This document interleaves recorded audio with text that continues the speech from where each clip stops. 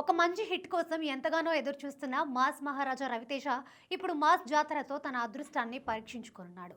వరుస ఫ్లాప్ల నేపథ్యంలో ఈ మూవీ థియేట్రికల్ బిజినెస్ విషయంలో సేఫ్ గేమ్ ఆడినట్లు అర్థమవుతోంది.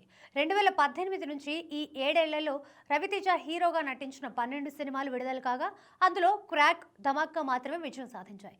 వరుస ఫ్లాప్ల నేపథ్యంలో రవితేజ ఆలోచనలో పడ్డాడు. అందుకే తనకి బాగా అచ్చొచ్చిన, గతంలో ఎన్నో విజయాలను అందించిన యాక్షన్ కామెడీ జోనర్ను నమ్ముకొని మాస్ జాతరను చేశాడు.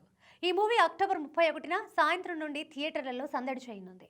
ప్రస్తుత రవితేజ ట్రాక్ రికార్డుని దృష్టిలో పెట్టుకుని మాస్ జాతర బిజినెస్ విషయంలో మేకర్స్ రిస్క్ తీసుకోలేదని తెలుస్తోంది. థియేట్రికల్ బిజినెస్ 20 కోట్ల లోపే జరిగినట్లు సమాచారం.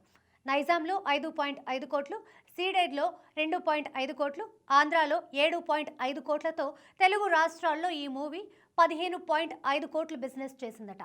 ఇక రెస్ట్ ఆఫ్ ఇండియా 1.5 కోట్లు, ఓవర్సీస్లో 2 కోట్లు కలిపి వరల్డ్ వైడ్గా 19 కోట్ల థియేట్రికల్ బిజినెస్ జరిగిందని అంటున్నారు. అంటే హిట్ స్టేటస్ దక్కించుకోవాలంటే 20 కోట్ల షేర్ రాబట్టాల్సి ఉంది.